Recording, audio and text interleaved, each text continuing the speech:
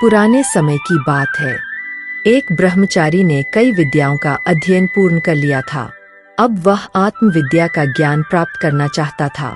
अपनी इस इच्छा की पूर्ति के लिए वह एक प्रसिद्ध ऋषि के आश्रम में पहुंचा। उसे वहां कई तरह के सेवा कार्य करने को दिए गए।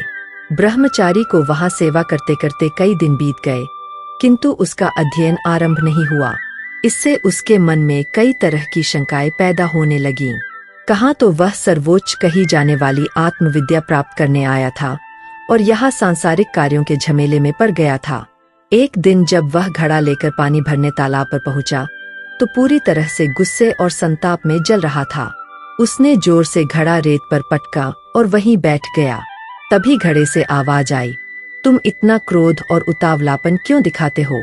गुरु ने यदि तुम्हें शरण दी है तो निश्चित ही देर सवेर तुम्हारी मनोकामना भी पूर्ण होगी।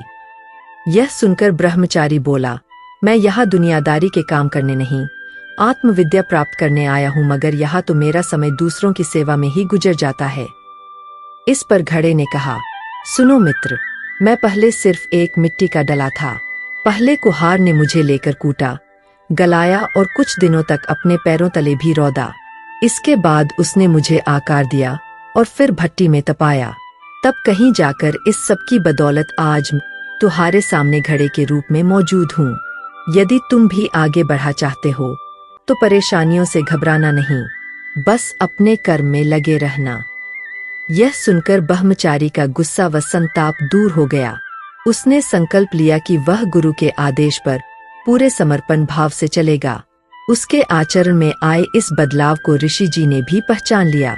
चूंकि आत्मविद्या बुद्धि का विषय न होकर अनुभूति का विषय है, लिहाजा शिष्य द्वारा सच्चे समर्पण का पाठ सीखने के बाद ही उसकी शिक्षा आरंभ हुई और आगे चलकर वह एक प्रसिद्ध आत्म तत्ववेत्ता ऋषि बना। दोस्तों, विपत्तियों से न घबराएं, पूर्ण समर्पण से कार्य करें, आपको सफलता अवश्य मिलेगी। दोस्तों, हमारी यह वीडियो कैसी लगी जरूर बताइएगा, साथ ही लाइक शेयर सब्सक्राइब करेगा। धन्यवाद।